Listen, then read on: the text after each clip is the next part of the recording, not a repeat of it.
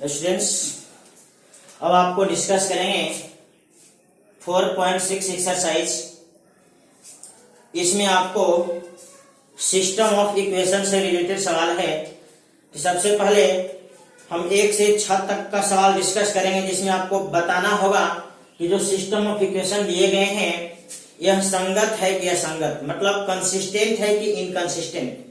Consistent का मतलब होता है वैसा इक्वेशन का समूह जिसका हल निकले, एक हल निकले चाहे अनेक हल निकले, लेकिन हल निकले तो वैसा समीकरण का समूह जिसका हल निकलता है उसको कहते हैं कंसिस्टेंट और हिंदी में कहते हैं संगत। दूसरा, वैसा समीकरण का समूह जिसका कोई हल नहीं निकलता है उसको हिंदी में कहते हैं असंगत, इंग्लिश में कहते हैं इनकंसिस्टेंट।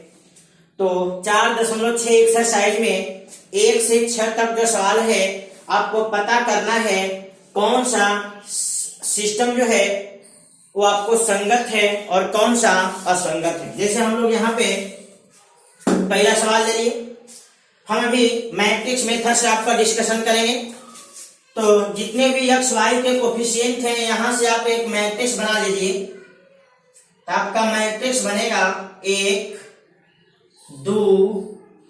2 और 3। इस मैट्रिक्स का डिटर्मिनेंट वैल्यू कैलकुलेट करेंगे तो आएगा आपका 3 -4 यानी -1, जो कि शून्य के बराबर नहीं है। एक्स वाई यानी जो वेरिएबल से बना हुआ मैट्रिक्स है उसका डिटर्मिनेंट वैल्यू शून्य नहीं है। शून्य नहीं है तो यह निश्चित हो गया कि यह जो सिस्टम है कंसिस्टेंट है और इसका एक हल निकलेगा।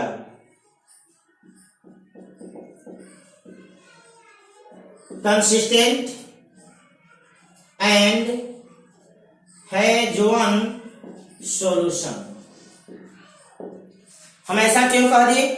क्योंकि आपको वेरिएबल से बने हुए मैट्रिक्स का डिटर्मिनेंट वैल्यू शून्य नहीं है। तो शून्य नहीं है इसलिए इसका कंसिस्टेंट और इसका एक हल निकलेगा।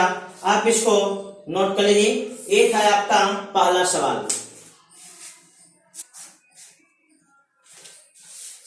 क्वेश्चन नंबर 2, यहां से आप वेरिएबल का कोफिशिएंट लेकर के मैट्रिक्स बना लीजिए। तो 2 -1 1 और 1, इसका डिटर्मिनेंट निकालिए। तो 2 -1 1 और 1, तो डिटर्मिनेंट वैल्यू आ जाएगा 2 -1 यानी 3। तो यहां भी जो ए का डिटर्मिनेंट है वो शून्य नहीं है, यह जो है शून्य नहीं है, इसलिए ए भी आपका होगा consistent and has one solution. और इसका एक हल होगा। डिटर्मिनेंट वैल्यू शून्य नहीं है इसलिए कंसिस्टेंट और इसका एक हल होगा। देखिए क्वेश्चन नंबर 3 को, इसमें 2 समीकरण दिए गए। सबसे पहले क्या करते हैं, इसमें वेरिएबल को लेकर के मैट्रिक्स बना लेते हैं। तो 1 3 2 और 6, हम ए का डिटर्मिनेंट निकालते हैं तो आएगा 6 - 6 यानी 0। ए का डिटर्मिनेंट 0 हो गया। इसके बाद क्या करेंगे, हम ए का एडजॉइंट निकाल लेंगे। ए का एडजॉइंट क्या होगा? ए का एडजॉइंट होगा, यहां से एलिमेंट बदल जाएगा और यहाँ पे चिन्ह बदल जाएगा। ए का एडजॉइंट निकल गया। अब यहां से इस कांस्टेंट को लेकर के मैट्रिक्स बी बना लेते हैं। और यहाँ पे मैट्रिक्स बी जो है 5 और 8 है।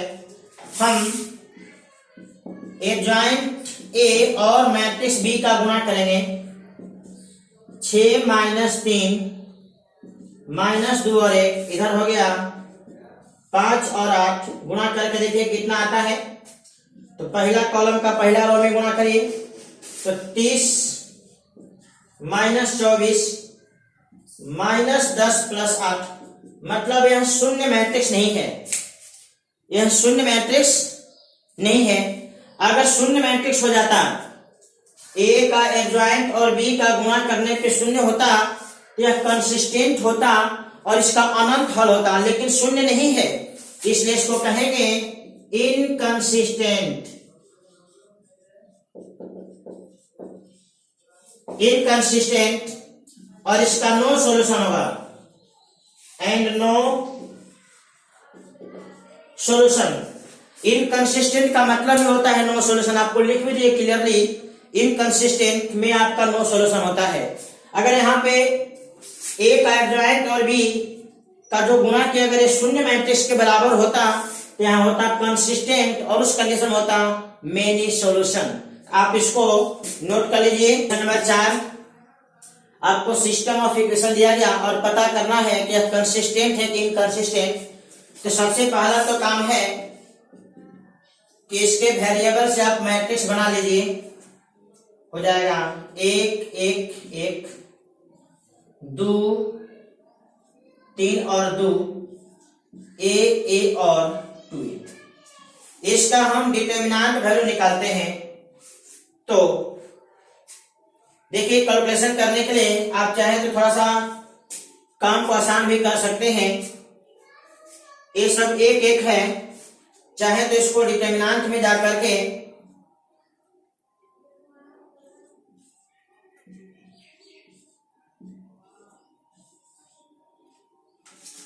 क्या करिए, पहला कॉलम को दोनों कॉलम में घटा दीजिए। यहाँ पर नियम लिख देते हैं, C2 के जगह पे C2 minus C1 and C3 के जगह पे C3 माइनस C1। तो जो अब रिजल्ट आएगा, इसके बाद ये वाला रिजल्ट यहाँ लिख देते हैं। तो 1 2 a 0 1 और 0 0 0 और a। अब देखिए, बड़ी आसानी से इसका वैल्यू आ गया a, क्योंकि अब केवल 1 का कैलकुलेशन करेंगे और 1 का जो डिटर्मिनेंट होगा वो सिर्फ होगा 0 और 1 0 0 और a। कैलकुलेशन हो गया a, यानी इसका डिटर्मिनेंट वैल्यू a हो गया और a निश्चित रूप से शून्य नहीं है, क्योंकि अगर a शून्य हो जाएगा तो फिर समीकरण ही खत्म हो जाएगा। अगर a शून्य हो जाएगा तो समीकरण खत्म हो जाएगा, मतलब a निश्चित रूप से a जो है शून्य नहीं है, इसलिए यह होगा कंसिस्टेंट। कंसिस्टेंट और इसका एक सॉल्यूशन होगा and has unique and has one solution, और इसका एक हल होगा। इसको नोट कर लीजिए इस तरह से। और इसमें आपको सवाल दिया गया है 5 और 6 नंबर, 3 समीकरण दिए गए हैं। आप हमेशा मैट्रिक्स ए बना लीजिए इसके वेरिएबल के कोफिशिएंट से। इस मैट्रिक्स ए का डिटर्मिनेंट निकालिए, अगर शून्य नहीं होता है तो कंसिस्टेंट होगा और इसका एक हल होगा। अगर शून्य होता है तो उसमें 2 केस हो जाता है।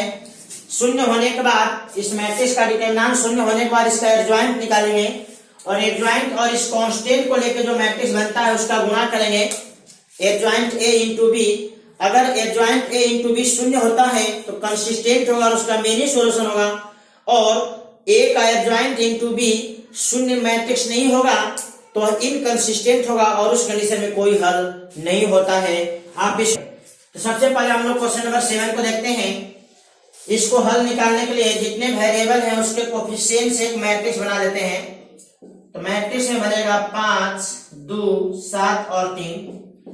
वेरिएबल का एक मैट्रिक्स बना लेते हैं तो x और y, और कांस्टेंट का एक मैट्रिक्स बना लेते हैं 4 और 5।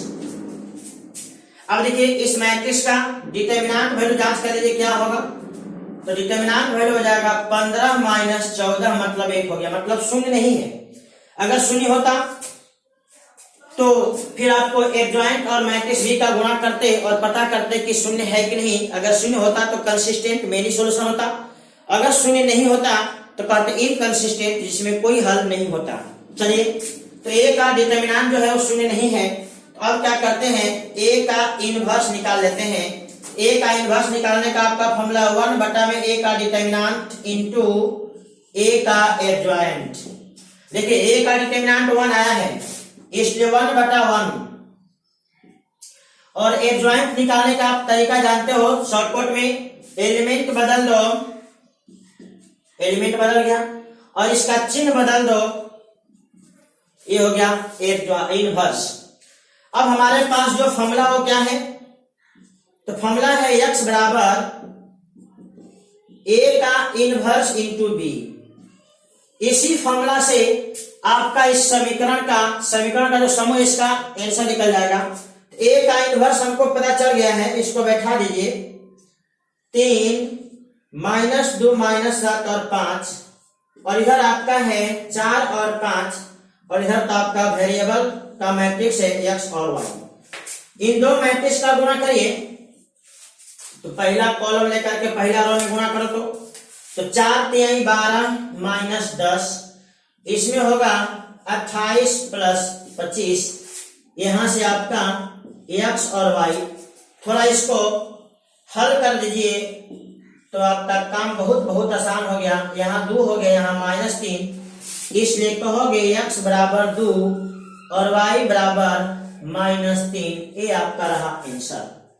तो हम क्या किए, मैट्रिक्स ए इसके वेरिएबल का कोफिशिएंट से बनाए, मैट्रिक्स x वेरिएबल से बनाए, और मैट्रिक्स बी कांस्टेंट जो बराबर के इधर कांस्टेंट है उसको लेकर के बनाए। मैट्रिक्स ए का डिटरमिनेंट जांच लिए, शून्य नहीं है, इसलिए मैट्रिक्स ए का इनवर्स निकाल दिए। और हमारे पास फॉर्मूला है x बराबर a का इनवर्स इंटू बी।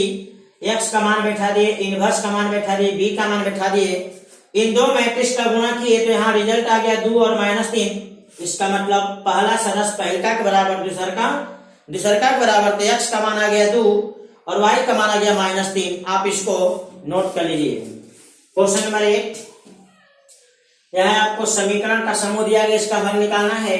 सेम वही कंसेप्ट अप्लाई करेंगे, मैट्रिक्स बना लीजिए इसके कोफिशिएंट से 2 -1 3 और 4। वेरिएबल का मैट्रिक्स बना लीजिए x और y, और कांस्टेंट का मैट्रिक्स बना लीजिए -2 और 3। अब क्या करते हैं, मैट्रिक्स ए का डिटरमिनेंट जांच लेते हैं। 8 -3 यानी प्लस में 11। अब ए का इनवर्स निकाल दीजिए, तो आपका फॉर्मूला ही होता है, यहाँ पे एडजॉइंट ए का गुणा हो जाता है 1 बटा डिटरमिनेंट में। तो आपको पता तो हो गया, डिटरमिनेंट भले 11, एडजॉइंट आप बहुत आसानी से निकाल सकते हैं। एलिमेंट बदल दीजिए, एलिमेंट बदल गया, यहाँ चिन्ह बदल दीजिए, ये रहा आपका इनवर्स। हम फॉर्मूला जानते हैं, x बराबर जो होता है a का इनवर्स इंटू b होता है। तो आप मान बैठा दीजिए, x और y इधर 1 बटा 11, 4 1 -3 2, और इधर b में -2 और 3।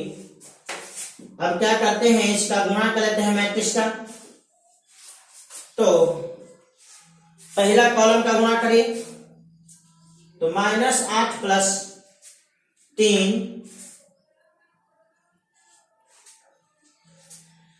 इसमें आ जाइए 6 प्लस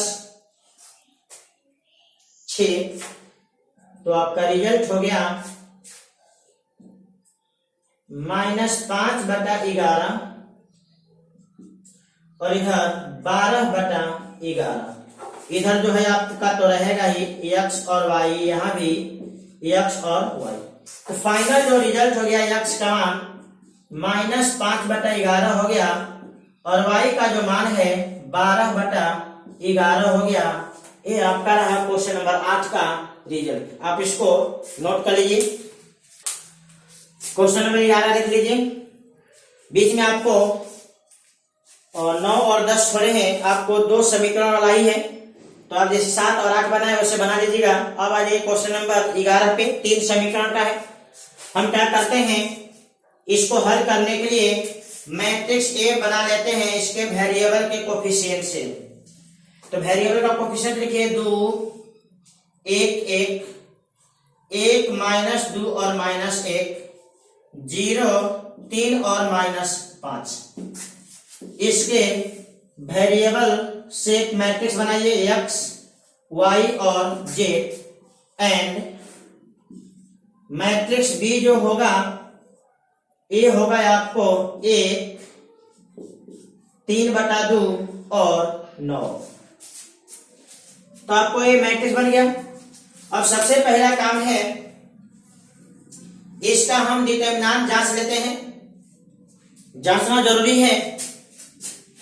तो इसका डिटरमिनेंट आपका हो जाएगा 2 में क्या गुणा होगा, तो -2 और -5 का गुणा 10, -3,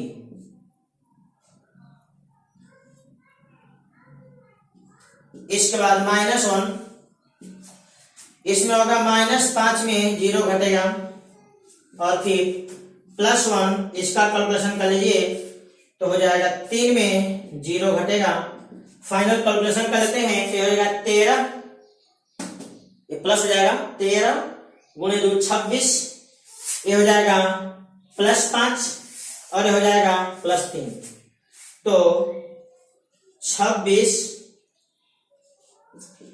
+5 और +3 सब मिला जुला के हो गया ए का डिटरमिनेंट में 34। ए का डिटरमिनेंट हो गया 34।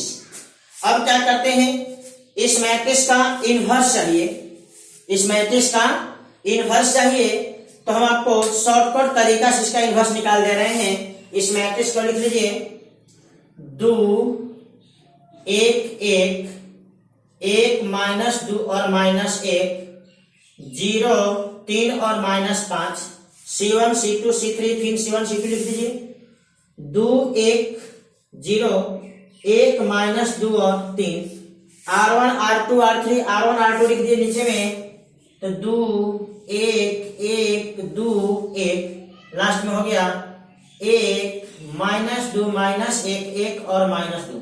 क्या करते हैं, पहला और पहला कॉलम को हटा देते हैं और सीधे अब लिखेंगे ए का इनवर्स। 1 में डिटरमिनेंट तो हो गया 34, इनवर्स के लिए 1 डिटरमिनेंट, और एडजॉइंट को है लिख लीजिए, तो तिरछा गुणा करके घटाइए 10 -3 यानी हो जाएगा 13। पुनः इसमें आ जाइए, 3 में -5 घटाएंगे तो 8, इसमें आ जाइए,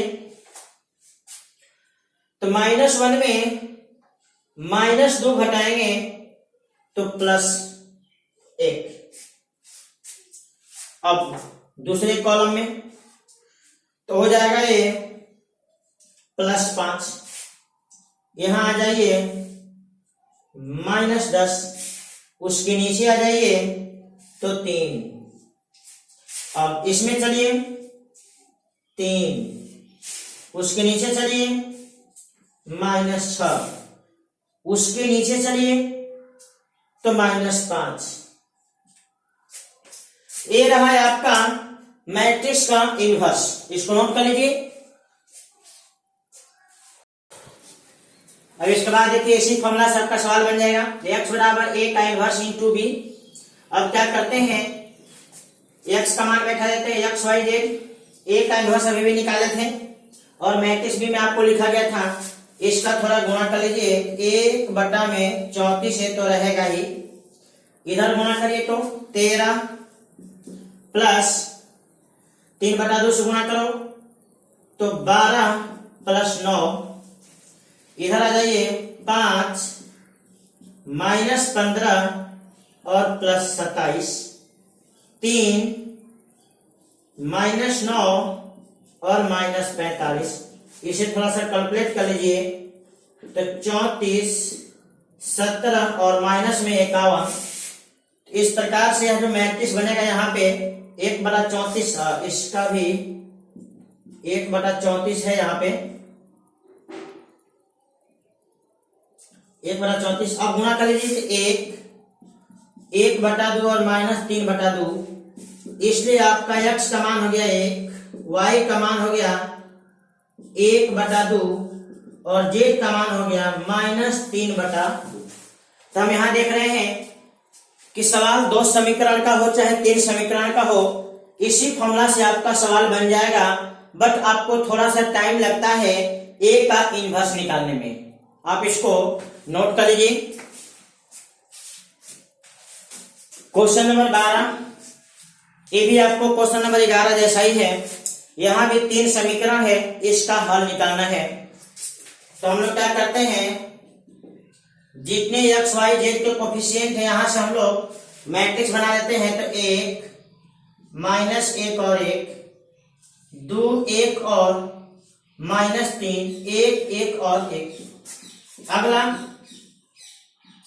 जितने वेरिएबल है एक्स वाई जेड उसको लेकर के एक मैट्रिक्स बना देते हैं, और जितने कांस्टेंट है इसको लेकर के हम लोग एक मैट्रिक्स बना लेते हैं। 4 0 और 2 हो गया। अब हमें फॉर्मूला सेट करने के लिए मैट्रिक्स ए का इनवर्स चाहिए। तो सबसे पहले इसका हम डिटर्मिनेंट देख लेते हैं, आखिर क्या होगा डिटर्मिनेंट। डिटर्मिनेंट अगर क्लियर हो जाएगा तो इसका इनवर्स निकाल लेंगे और फिर फॉर्मूला सेट कर लेंगे। ए का डिटर्मिनेंट निकाल देते हैं तो हो जाएगा, इस 1 के लिए डिटर्मिनेंट होगा 1 माइनस माइनस 3, माइनस माइनस 1 के लिए डिटर्मिनेंट होगा 2 माइनस माइनस 3, और प्लस 1 के लिए डिटर्मिनेंट होगा 2 माइनस 1। थोड़ा कैलकुलेट कर लेते हैं। ए का डिटर्मिनेंट आ जाएगा, ये तो प्लस 4 हो जाएगा, ये माइनस माइनस प्लस हो गया, ये आपको 5 हो गया और यहाँ पे 1 हो गया, यानी मिला जुला के हो गया डिटर्मिनेंट वैल्यू 10। अब देखिए डिटर्मिनेंट तो निकल गया। अब इसका हम निकालते हैं इनवर्स। तो लिख लेते हैं इस मैट्रिक्स को, 1 माइनस 1 1, 2 1 माइनस 3, 1 1 और 1। C1 C2 C3 हो गया। C1 C2 को रिपीट कर दीजिए। 1 2 1 माइनस 1 1 और 1, पुनः यहाँ पे 1 माइनस 1 1 1 और माइनस 1, फिर आपका 2 1 माइनस 3 2 और 1। इसमें से पहला कॉलम पहला रो को हटा देते हैं। देखिए C1 C2 C3 C1 C2 R1 R2 R3 R1 R2। अब यहां से हम लोग कैलकुलेशन करेंगे ए का इनवर्स का। तो डिटर्मिनेंट तो पता चल ही गया है, अब सीधे एडजॉइंट यहां लिख देते हैं। कैलकुलेशन करिए तो तिरछा गुणा करके घटाना है, तो हो जाएगा यहाँ पे 4। इसका कैलकुलेशन करिए तो हो जाएगा और 2। यहां पे कैलकुलेशन करिए तो यहां भी हो जाएगा 2। इसके आगे अगले कॉलम का कैलकुलेशन तो हो जाएगा -5। अगले वाले में इसका कैलकुलेशन 0 हो जाएगा। उसके अगले वाले में चलिए तो हो जाएगा आपका 5। इसमें चलिए तो हो जाएगा आपका 1। यहां पे कैलकुलेशन करिए तो -2, और लास्ट वाले में कैलकुलेशन करिए तो प्लस। ये हो गया आपका मैट्रिक्स ए का इनवर्स। इसके बाद हम लोग क्या करेंगे, सीधे फॉर्मूला यूज करेंगे और रिजल्ट निकाल देंगे। जिसको आप लोग नोट कर लीजिए। इसके बाद इसको मिटाते हैं। यहां समझ लीजिए ए का इनवर्स निकला हुआ था। अब क्या करते हैं, और एक्स का मान बैठा दिए, ए का इनवर्स बैठा दिए, बी का मान बैठा दिए। अब मैट्रिक्स का गुणा आप जानते हैं, इधर से रो इधर से कॉलम, तो गुणा करिए। पहला कॉलम का पहला रो में तो 16 0 और 4 आएगा। दूसरा रो में करिए 20 0 और 10 आएगा। तीसरा में करिए 4 0 और 6 आएगा। कैलकुलेट किए यहाँ आ गए। अब 1/10 से सब में गुणा होगा, यहाँ आ गए। यहाँ से आपको देखिए x का मान 2 हो गया, y का मान -1 होगा और z का मान 1 हो गया। ये रहा आपको रिजल्ट। इसको आप नोट कर लीजिए। क्वेश्चन नंबर 15 पे आ जाइए। इससे पहले 13 और 14 सवाल था, सेम आपको 11, 12 जैसा है, 3 समीकरण दिया गया, उसको हल करना है। तो जैसे आपको क्वेश्चन 11 और 12 बनाए हैं, सेम उसी प्रकार से आप बना लेंगे। आपको अगर कहीं डाउट हो तो 11 और 12 को आप पुनः देख लेंगे वीडियो चला करके। क्वेश्चन नंबर 15 पा जाइए। इस मैट्रिक्स का आपको निकालना है इनवर्स, और साथ में इस समीकरण को हल करना है इसके इनवर्स वाले रिजल्ट को यूज करके। तो बहुत सिंपल सा बात है, इस समीकरण से भी आपको यही मैट्रिक्स बनेगा, इस समीकरण से भी आपको यही मैट्रिक्स बनेगा, इसलिए जो यहां से इनवर्स का रिजल्ट आएगा हम उसका इसको हल करने के लिए यूज कर लेंगे। देखिए इसका इनवर्स निकाल देते हैं। 2, 3 और 1, -3, 2, 1, 5 - 4 और -2, C1, C2, C3 रिपीट कर दीजिए। 2, 3 और 1, -3, 2, 1, इधर 2, -3, 5, 2 और -3, 3, 2, -4, 3 और 2। देखिए इसमें से पहला कॉलम और पहला रो निकाल लीजिए। अब यहां से अपना कैलकुलेशन करिए। ए का इनवर्स हो जाएगा 1 बटा में हम डिटरमिनेंट यहाँ पे लिखेंगे, पहले इधर वाला रिजल्ट को लिख लेते हैं। तो हो जाएगा -4 में -4 घटाएंगे तो 0, इसके नीचे आ जाइए। 5 में 6 घटाएंगे -1, इसके नीचे आ जाइए। 12 में 10 घटाएंगे 2। अगले कॉलम में चलिए। -4 में -6 घटा दो तो +2, इसके नीचे आ जाओ। -4 में 5 घटाओ -9, इसके नीचे। 15 में -8 घटाओ, 15 में -8 घटाओ तो हो जाएगा 23। अगले कॉलम में 1, उसके नीचे -5, उसके नीचे 4 यानी 13। अब देखिए डिटरमिनेंट भी लिख लीजिए। तो पहला रो और इसका पहला कॉलम गुणा करिए तो 0, -6 और +5 यानी -1 आ गया। यानी आपका इनवर्स आपका दिखेगा 1 बटा में -1 है कि -1 का सब में गुणा कर दीजिए तो 0, 1, -2, -2, 9 और -23, -1, 5 और -13। ये रहा है आपका ए का इनवर्स। इसको नोट कर लीजिए। इस इनवर्स को जब कैलकुलेशन हम लोग 4 प्रकार से कर सकते हैं, एक एलिमेंट्री ऑपरेशन से, एक माइनर कोफैक्टर से, एक शॉर्टकट तरीका आपको दिख रहा है, और एक आपको कैलकुलेशन से भी बताए थे। 4 प्रकार से आप कैलकुलेशन कर सकते हो। आपको जैसे करना है वैसे कीजिए, आपको हम हर प्रकार का तरीका डिस्कस कर चुके हैं। इसको नोट कर लीजिए। इस समीकरण को हल करने के लिए मैट्रिक्स ए तैयार करेंगे। तो 2, -3 और 5, 3, 2 और -4, 1, 1 और -2। यहां से मैट्रिक्स x मिलेगा, x, y और z, एंड मैट्रिक्स b मिलेगा 11, -5 और -3। हमें हमारा फॉर्मूला है x बराबर a का इनवर्स इंटू b। a का इनवर्स यहाँ पे मिला हुआ है, सीधे अब हम फॉर्मूला यूज करते हैं x बराबर a का इनवर्स इंटू b। तो a का इनवर्स बैठा दीजिए 0, 1 और -2, इसके बाद -2, 9 और -23, -1, 5 और -13,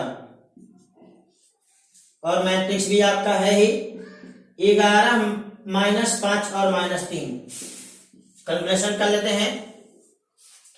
0, -5 और +6, इधर -22, -45 और 69, फिर आपका -11,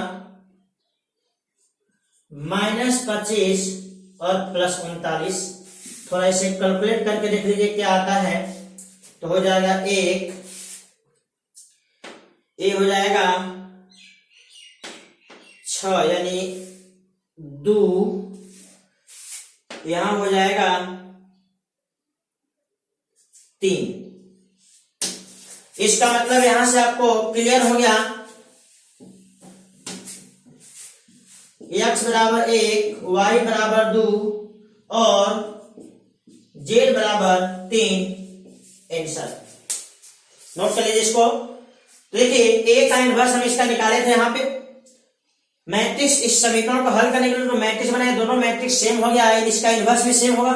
मैट्रिक्स x और मैट्रिक्स b कैलकुलेट कर लिए, सीधे फॉर्मूला सेट किया x बराबर a का इनवर्स इंटू b, a का इनवर्स बैठा दिए, मैट्रिक्स b को बैठा दिए, यहाँ पे कैलकुलेशन किए तो रिजल्ट आया। यहाँ से आपका x y z तीनों वैल्यू आपका क्लियर हो गया। आप इसको नोट। क्वेश्चन नंबर 16 में क्या है, आपको ओनियन, व्हीट और राइस का प्राइस बताना है। तो हम मान लेते हैं x बराबर है ओनियन प्रति केजी, व्हीट प्रति केजी आपको y रुपए है, और राइस प्रति केजी आपका है z। तीनों का दाम हम मान लिए। अब आपको कह रहा है कि यदि कोई आदमी 4 KG according to question 4 KG प्याज लेता है, 3 केजी गेहूं लेता है और 2 केजी राइस लेता है, तो उसका दाम होगा 60 रुपए। अगर कोई आदमी 4 केजी प्याज, 3 केजी गेहूं और 2 केजी चावल लेगा तो उसका दाम है 60 रुपए। फिर अगला कंडीशन है, यदि वह 2 केजी ओनियन, 4 केजी गेहूं और 6 केजी राइस लेगा तो उसको लगेगा 90 रुपीज। और सेम अगला कंडीशन इस तरह से, यदि वह 6 केजी ओनियन, 2 केजी गेहूं और 3 केजी चावल लेता है तो उसको दाम लगेगा 70 रुपीज। तो बताना है कि ओनियन, व्हीट और राइस का प्रति केजी प्राइस क्या है। तो सिंपल सा आपको इस सिस्टम ऑफ इक्वेशन बन गया। इस सिस्टम ऑफ इक्वेशन को हल करेंगे, सवाल आपका बन जाएगा। तो हम क्या करते हैं, इस सिस्टम ऑफ इक्वेशन से मैट्रिक्स ए बना लेते हैं कोफिशिएंट को लेकर के। तो आपका बन जाएगा 4, 2, 6, इधर 3, 4 और 2, इधर 2, 6 और 3। मैट्रिक्स x बना लीजिए इसके वेरिएबल से x, y और z, और मैट्रिक्स b बना लीजिए इसके कांस्टेंट से 60, 90 और 70। अब अगला काम क्या होगा, इस मैट्रिक्स का डिटर्मिनेंट एक बार जांच कर लीजिए कहीं शून्य तो नहीं है, इसको जांच कर लीजिए। तो जांचने के लिए लिखेंगे 4 का डिटर्मिनेंट होगा 12 - 12, ये तो शून्य हो गया। 3 का डिटर्मिनेंट होगा 6 - 36, 6 - 36, और 2 का डिटर्मिनेंट होगा 4 - 24। थोड़ा कैलकुलेट कर लेते हैं, ये तो शून्य हो गया, ये आपका -30 हो गया, और -3 है +90, फिर आपका ये -20 हो जाएगा, और ये 2 है तो -40, यानी डिटर्मिनेंट हो गया 50। ये रहा आपका डिटर्मिनेंट। अब अगला काम है इसका इनवर्स निकालिए और फॉर्मूला सेट कर देंगे, रिजल्ट आ जाएगा। तो इनवर्स निकालने के लिए हम ऊपर वाले को मिटा देते हैं,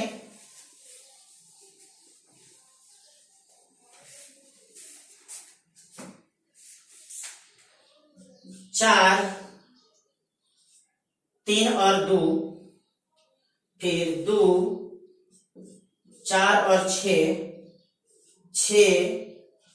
2 और 3, फिर इधर 4, 2 और 6, 3, 4 और 2, इधर 4, 3, 2, 4 और 3, इधर 4, 4 में 2, 4, 6, 2 और 4। इसमें से हम लोग पहला और पहला कॉलम हटा देंगे और यहाँ सीधे ए इनवर्स का कैलकुलेशन करेंगे। 1/में डिटर्मिनेंट, अब यहाँ पे एडजॉइंट लिख दीजिए, कैलकुलेट कीजिए। तो 12 - 12 0, नीचे कैलकुलेट कीजिए। 4 - 9 -5, नीचे कैलकुलेट कीजिए। 18 - 8 10, अगले कॉलम में 36 - 6 30, अगले कॉलम में 0, अगले में 4 - 24 यानी -20, अगला कॉलम में 4 - 24 ये भी होगा -20। अगला कैलकुलेशन 18 - 8 10, और लास्ट कैलकुलेशन 16 - 6 10। ये रहा है आपका ए का इनवर्स, इसको नोट कर लीजिए।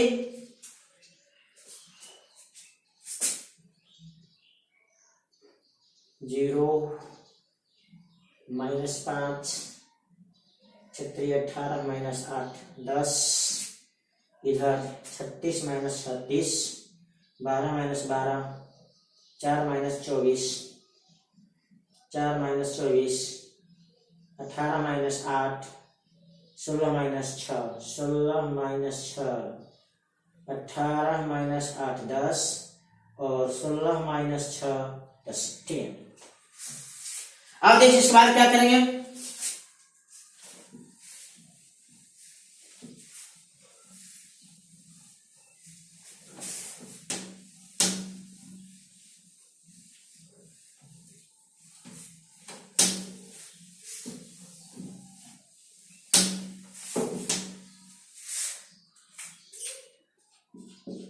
इसके बाद है x बराबर a का इनवर्स इंटू b, मान बैठा दिए x का, x y और z।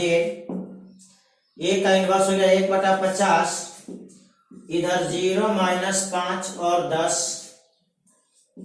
30 0 और -20 -20 10 और 10, इधर आपका है 60 90 और 70। कैलकुलेट करिए तो 0 -450 और 700, इधर हो गया 1800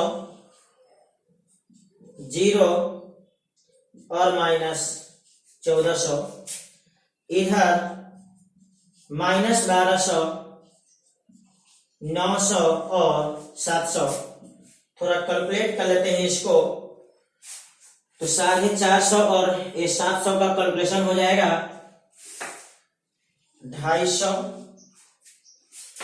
इसका हो जाएगा 400 और ये 9 और 7 16 हो जाएगा, इसका भी हो जाएगा 400।